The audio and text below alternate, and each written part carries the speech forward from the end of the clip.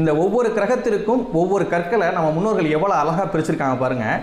இந்த சூரியனுடைய தன்மை இருக்கிற கல் எதுவோ அந்த கல் மாணிக்கம். அந்த கல் இந்த சூரியனுக்கு ஒத்த பலன்களை கொடுத்துருக்குன்னு சொல்லி இந்த கல் இதற்கு தாயா, இதை பயன்படுத்தி இதற்கான குறையோ நிறையோ ஏற்றிக்க அப்படின்னு சொல்லி முன்னோர்கள் கொடுத்துருக்காங்கய்யா. இதில் இப்போ நம்ம அடுத்தடுத்த அறிவியல் வளர்ச்சி மூலமாக பார்க்கும்போது உபரத்தினங்கள் அப்படின்னு ஒரு 18 வகையான கல்கள் சொல்கிறாங்க ஐயா. அதை பற்றியும் ஒரு டாபிக் இருக்குது, அதை தனியாக பேசுவோம் ஐயா. இப்போ ஆக அந்த ரத்தன கற்கள் மூலமாகவும் நமக்கு தேவையானதை பிரபஞ்ச சக்தியை நம்ம பெற்றுக்க முடியும். அப்படி ஐயா முழுமையாக பெற முடியும், முழுமையாக பெற முடியும். நம்ம போகும்போது என்னுடைய குருநாதர் சொல்லுவார், பிரவீன் வியாழக்கிழமை அன்னைக்கு போகும்போது யானை முடிஞ்சால் பார்த்துட்டு போ அப்படின்னு சொல்லுவார். ஏன்னா குருவனுடைய அம்சம் யானைங்கய்யா. குருநாள் அன்னைக்கு குருவோட அம்சமுடைய யானையை பார்த்துட்டு போகும்போது நல்ல பலன்களை அன்னைக்கு போகிற விஷயங்களை ஒரு வெற்றி பெற முடியும் அப்படின்னு சொல்லுவார். இது ரொம்ப சாதாரண விஷயம் கிடையாதுங்க ஐயா. ஒவ்வொரு விஷயத்திற்கும் ஒரு சின்ன சின்ன நிறங்களுக்கு கூட இங்கே